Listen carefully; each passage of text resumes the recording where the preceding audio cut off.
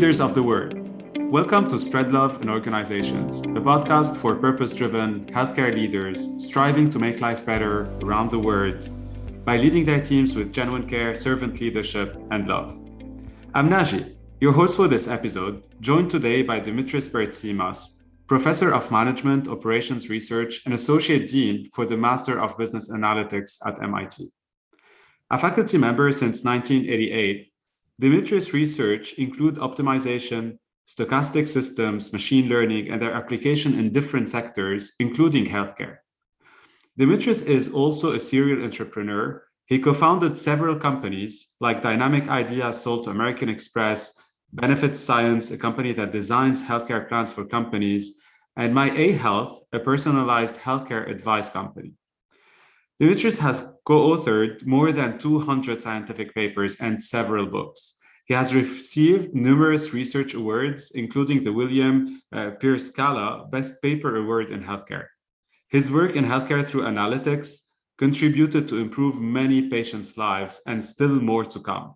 Dimitris, I'm so humbled to have you with me today. It's a pleasure to be with you, Nazi. First, I would love to hear your personal story, from electrical engineering to math, computer science, analytics, and now being a serial entrepreneur and MIT professor. What's behind this impressive journey of yours?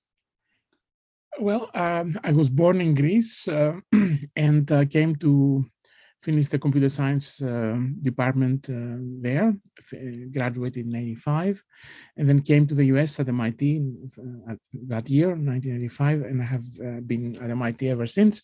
I finished my PhD in 88 and joined the faculty that year. So there is, back in my childhood, I mean, there is both my parents installed in me the idea to excel in whatever one does. So with these preconditions, this is something I try to do. I try to do as good a job as I can. Then when I found myself in the Boston area and at MIT, which is an environment that sort of excellence is a given, I thought, and inspired by the environment, I thought that it might be a reasonable idea to apply what I study and I do research on in the real world, because in the end of the day, I believe then and now that the best theories are those that solve the problems that originated the theories.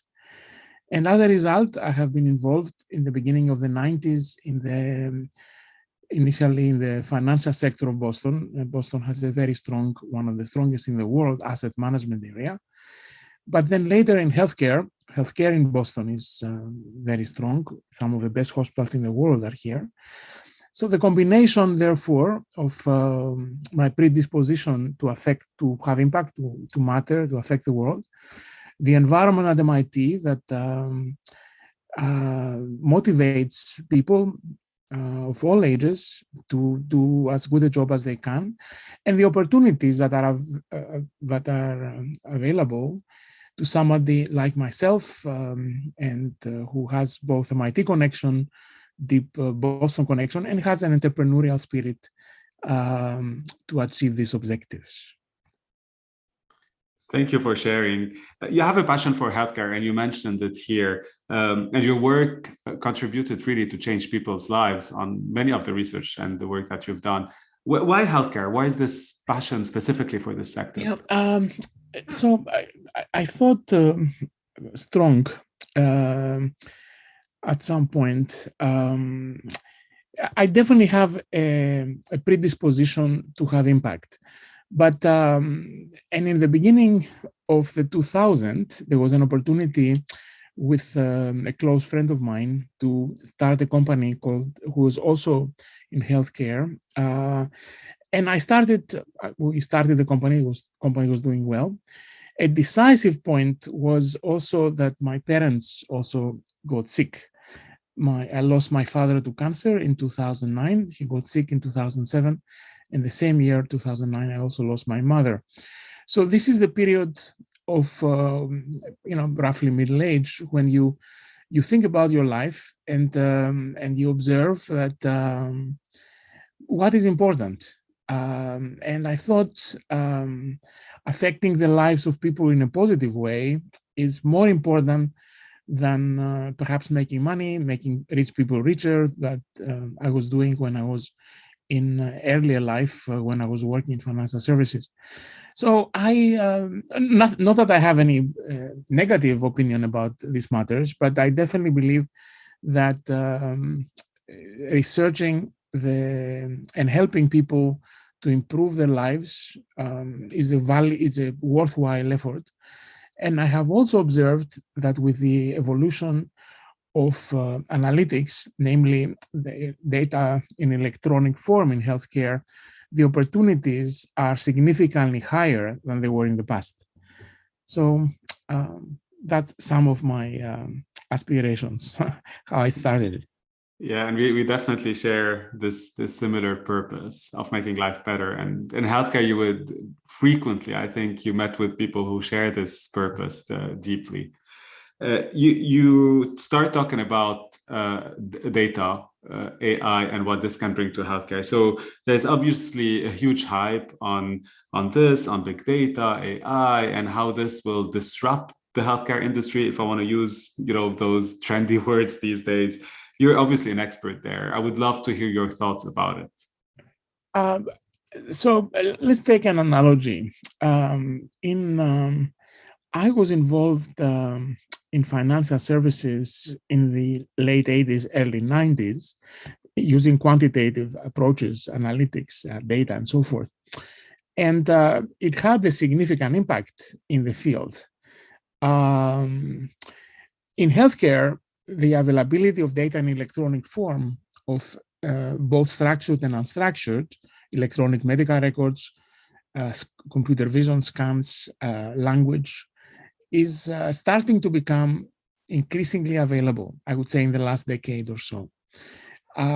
So if you think about human doctors and how they reach decisions, diagnosis, and prescriptions regarding their patients, they definitely involve data of this type: electronic records, tests they do, scans they read, reports that they read, recently genomic information. So it makes reasonable sense to me, anyway, to utilize the same type of data that human doctors do to make these predictions, with the difference that computers, unlike humans, typically don't get tired. They have less bias. I mean, they might be biased on the developers, but of the algorithms, but nothing else. So it makes sense, rationally, to consider the use of methods that have been unusually successful in other areas. I mentioned financial services, but energy production.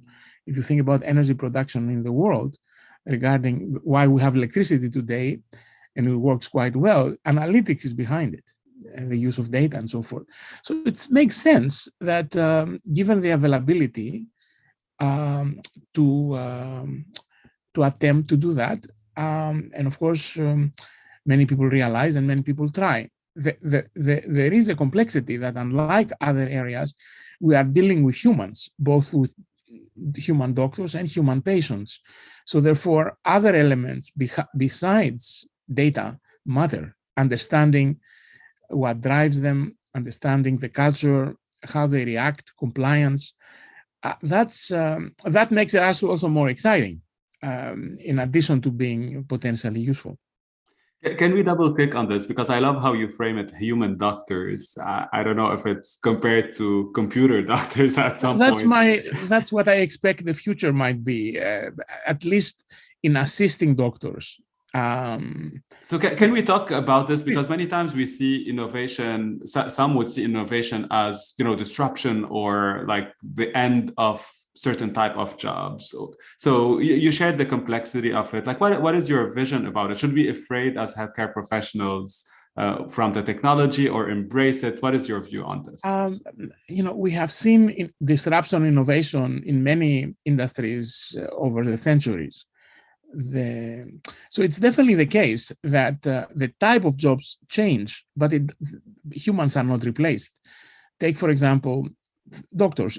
The medical education in the world has not changed primarily since 1920s, when John Hopkins introduced the current structure of training doctors, the appendix type, where data doesn't play a significant role. This is, I think, in my view, this is about time to change, because it makes good sense, given that the technology has now advanced. It might be not yet at the level that we can trust it 100%, but it definitely has improved dramatically to train doctors in this way. Therefore, it's not that we are not going to have human doctors. Of course, they were going to have, but they are going to be, in my opinion, the doctors of the future will be trained differently than they are trained today. In addition to anatomy, in addition to what they learn at the moment, and the experiential aspect, which is very important, I think understanding data and their exploitation using machine learning AI, I think it will be part of the story. In programs in digital medicine, I already observe them reluctantly being in some universities, but I believe it will be mainstream in the years to come. And if you train young people in this way, this will take a generation, don't take me wrong, it's not going to be simple. But I have little doubt that in 10, 15 years, the experience patients will have in visiting doctors, in assessing what will happen to them from a healthcare perspective, will be quite different from what is today. But I do not believe that this would replace humans. It will just be an adaptation of what the doctors do, as opposed to replacing them.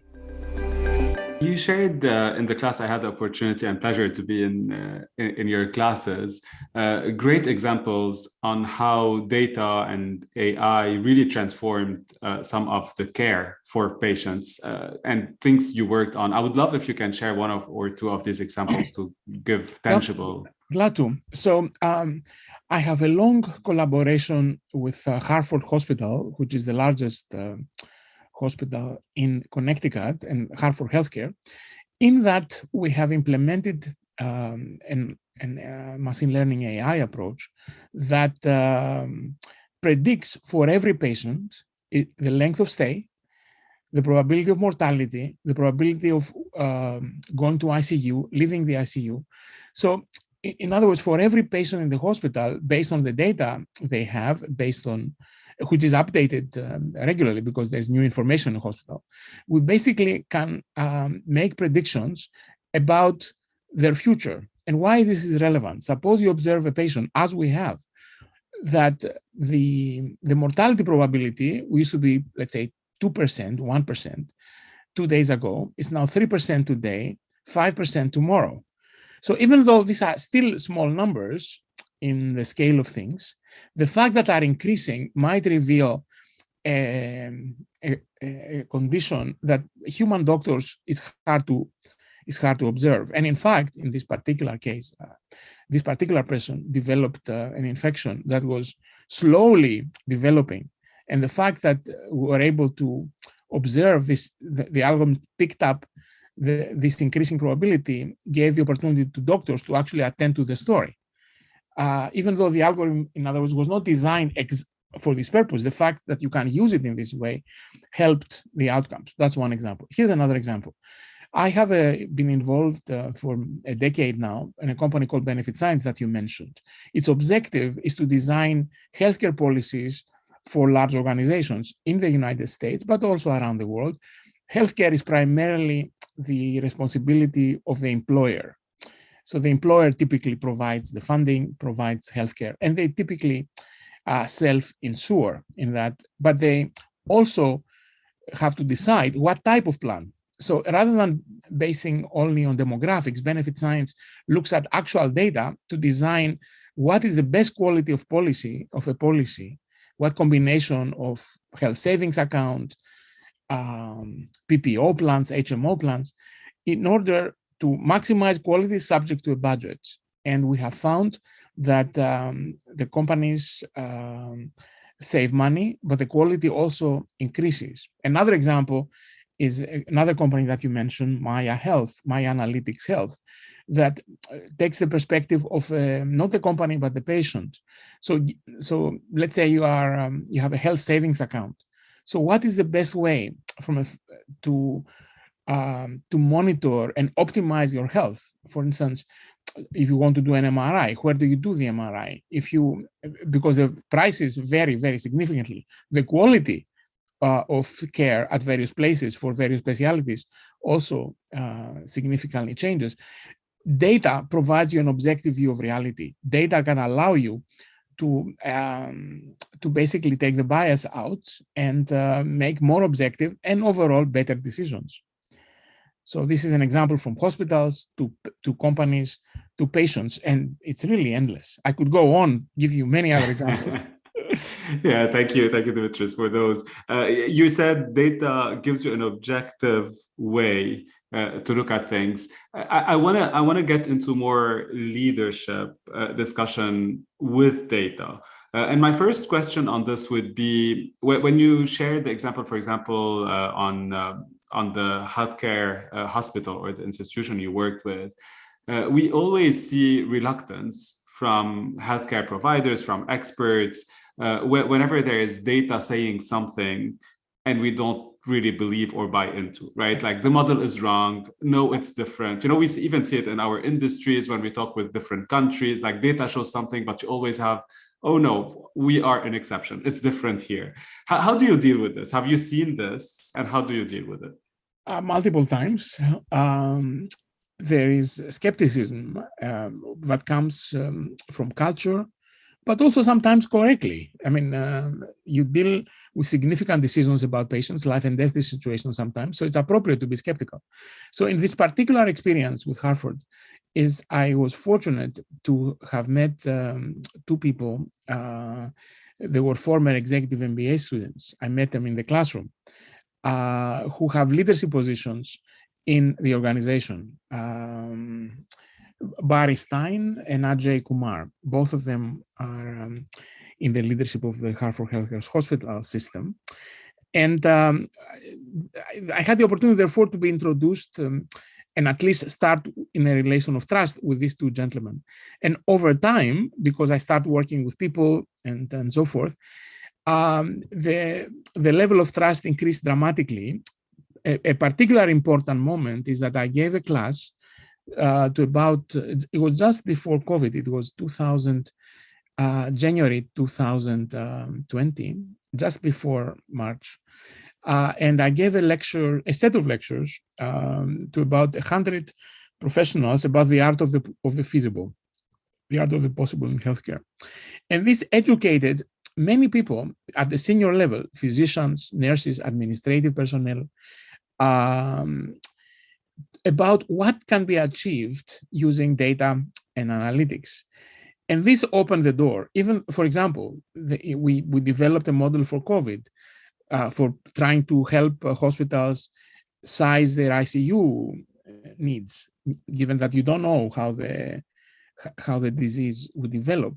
So the fact that they were already seen the benefits and the realities of analytics enabled many leaders in the hospital to at least approach it with more trust. Of course, you have to verify, but the door was open, and therefore this method had an impact in the hospital. It allowed them to size the ICUs, not only in the main hospital, but the 8 hospitals of the system, and trust was relevant. And the trust is not only at the leadership level. In healthcare is local. No matter what the CEO of the hospital says, in the end, the decision maker is the nurse and the doctor who are in near the side of the patient. And if they don't trust what you're going to say, it doesn't matter who supports it. So my experience, therefore, is that the leadership aspect allows the initial contact, but then the way we developed all these methods is that even today, on a weekly basis, with various groups, with the patient, the doctors that attend to the patients, the doctors that attend surgeries, surgeons, nurses, and so forth. We have weekly calls. So as a result, when somebody asks, I don't explain, they explain. And it's much more effective if your colleague, who is, of course, you have decades relations, whom you trust, says something. It has a different gravitas. And I have found that understanding the culture of the environment and gaining trust, not gaining trust by basically demonstrating to people that, first of all, you trust their opinion. For example, the algorithms benefited from their comments. And if this happens, it's not anymore the algorithm I developed, it's the algorithm that we have developed. And that's how it is presented. So I would say this is a combination of leadership from the top, but also leadership from the base. And in some cases, one is much more effective than the other. We had Barry in one of our episodes, Barry Stein, for the listeners who want to know more about his story.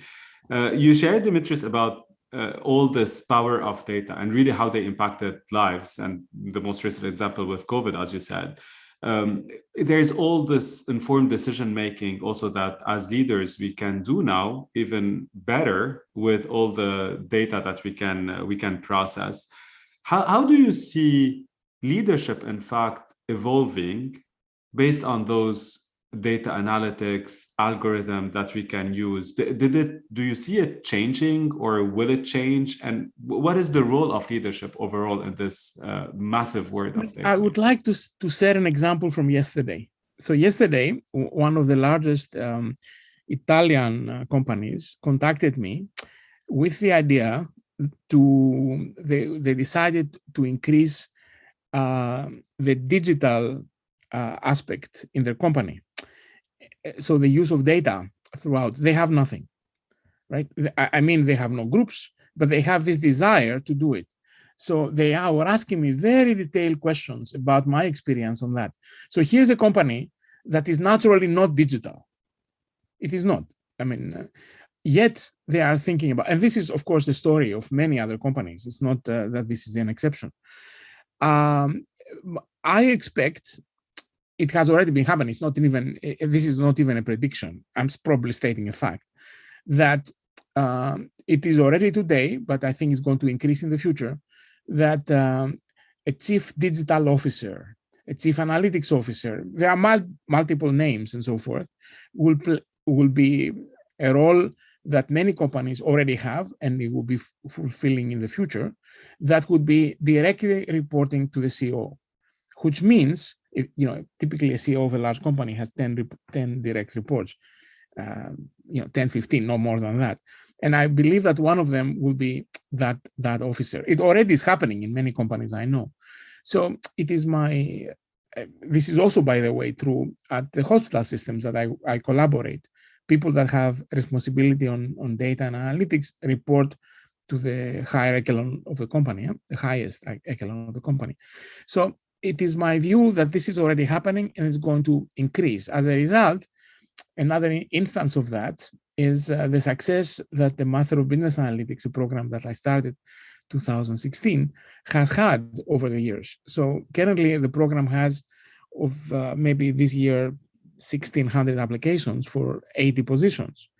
That's a 5% selectivity. There aren't too many places at MIT that have that level of application. And I would expect that in years to come, the demand for MBAs will be lower than the demand for people with this experience. It has already happened in many places, not at MIT yet.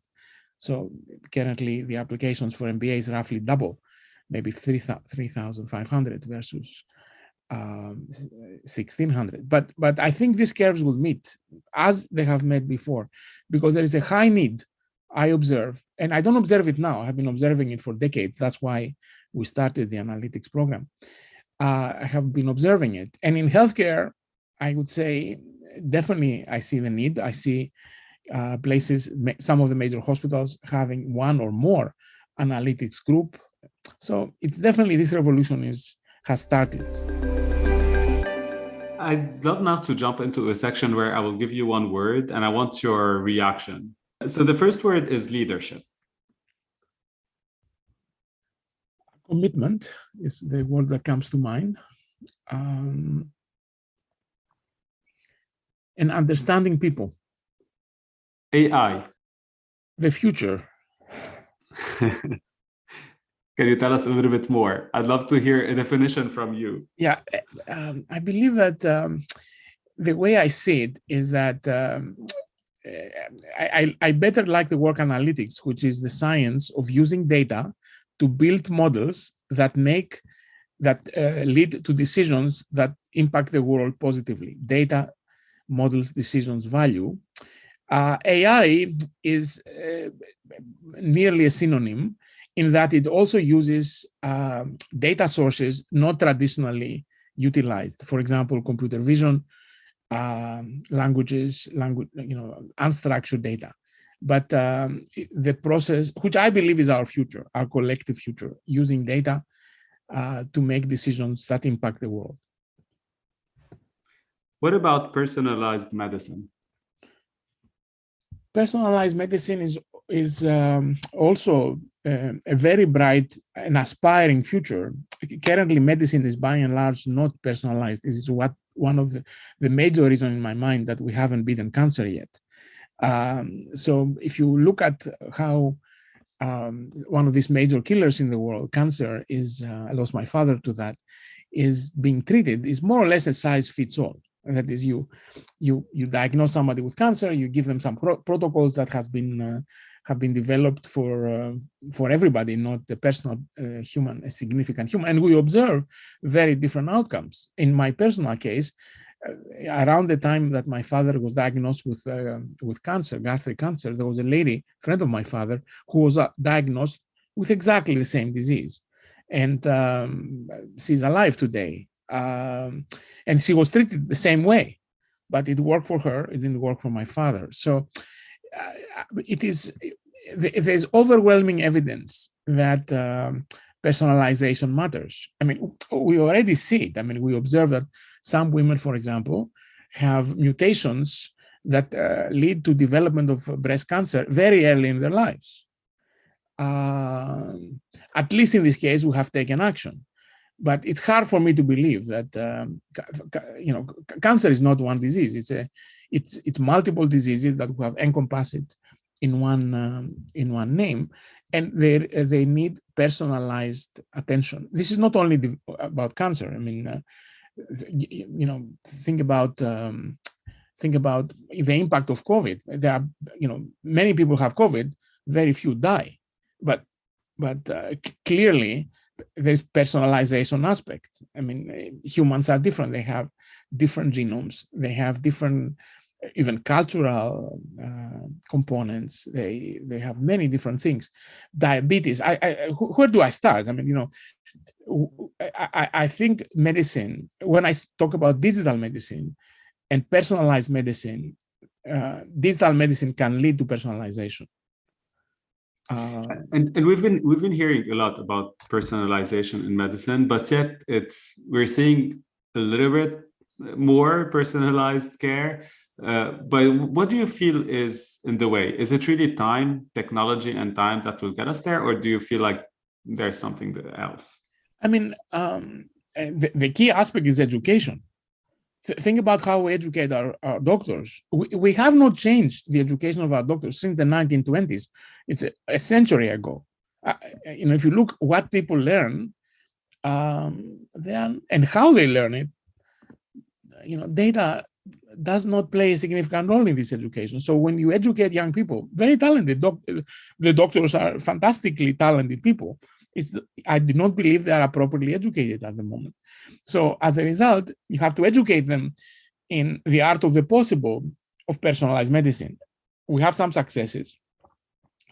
If you educate a large collection of intelligent people so that their mind goes into that, they start doing research, they start developing new methods, personalized medicine will be a reality.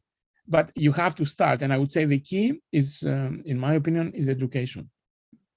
And it's starting, but it takes, as everything in life, it's not immediate. It takes some time. Yeah, and it's definitely a future we should aspire for. The last word is spread love in organizations. In my view, love is the most significant aspect of human happiness. So specifically, I say to my students that the two most important aspects of life is to find somebody to love and to find something that you love to do. So love is in the definition of happiness. So spread love is, in a way, aspires, the way I understand it, to increase the overall happiness of receivers as well as givers of love. And in a way, one of the reasons there's no secret, I love working with my doctoral students. I have a sizable group of very young, very talented young people. And the big aspect of our relation, at least on my end, is love. So, and as I mentioned, it increases my happiness. Hopefully it increases theirs. Any final word of wisdom, Dimitris, for healthcare leaders around the world? The most significant, in my opinion, is to make change, you have to have courage. Sometimes you enter an unknown, utilizing data. You never know what you're going to find. You might actually find that one of your departments using data is not doing a good job. But on the other hand, if you don't know it, it still does not a good job, but you don't know it. But if you open your minds and allow data to enter, over time, fantastic things will happen to patients, which is our ultimate objective as health professionals, but also to ourselves, to the hospital, to ourselves. I think our life would be, I would say, in a higher plane. Thank you so much, Dimitris, for being with me today and this amazing discussion. Thank you, Nazim. Nice to be with you. Thank you all for listening to Spread Love in Organizations podcast. Drop us a review on your preferred podcast platform. Connect with us on SpreadLoveIO.com or on LinkedIn. And most importantly, spread love in your organizations and spread the word around you to inspire others and amplify this movement our world so desperately needs.